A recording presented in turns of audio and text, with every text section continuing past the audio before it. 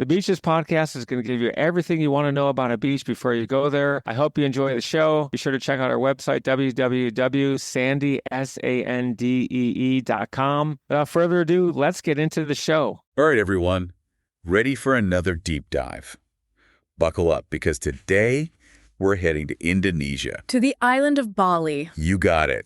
Our listener this week sent in some amazing snippets about wanting to go there. And let me tell you, they got me really wanted to go too. I can see why. Beaches, culture, those rice terraces you always see in photos. It's a classic for a reason. Absolutely a classic. So we're going beyond the brochure today, all right?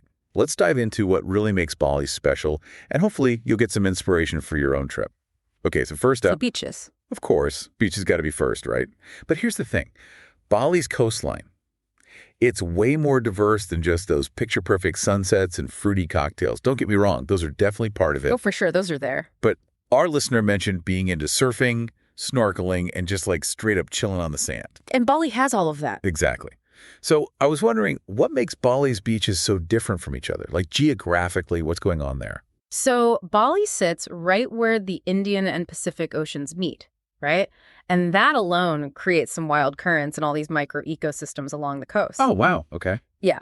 So you get the Bukit Peninsula, for example. It's shaped by these powerful swells coming all the way from the Pacific, making it a surfer's paradise, basically. I bet. Then up north, you've got these calm, protected coves, perfect for families, super tranquil waters. See, that's what I'm talking about. Variety, you know.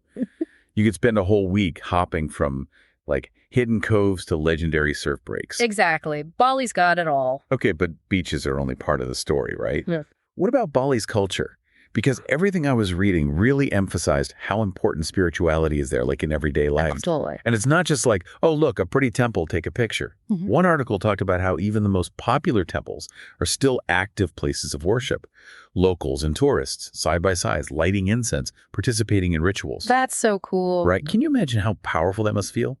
To be part of something so ancient and alive? Totally. And you know, what makes Bali stand out is its version of Hinduism. It's got this unique Balinese flavor that you won't find anywhere else. Oh, interesting. Yeah, you see it in everything from the offerings they make at temples, so intricate and beautiful, to the way their art and architecture. It's all infused with this spiritual meaning. It makes you think, you know?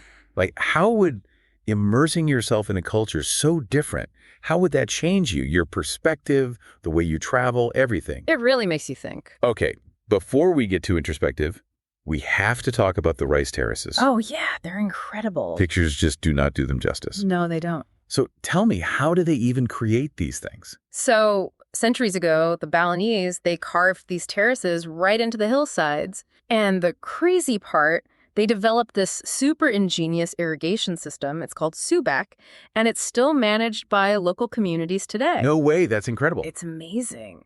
So it's not just about growing rice, you know, it's this whole philosophy of living in harmony with nature and your community. It's pretty special. If you go, you have to see the Tigalalang rice terraces, the way the light hits those green terraces. Unforgettable. Okay, rice terraces, officially at the top of my list. Seriously, though, this deep dive just scratches the surface of Bali. For sure. But if there's one thing I want you to take away, it's this. As you plan your trip, really think about what calls to you in Bali. What excites you the most?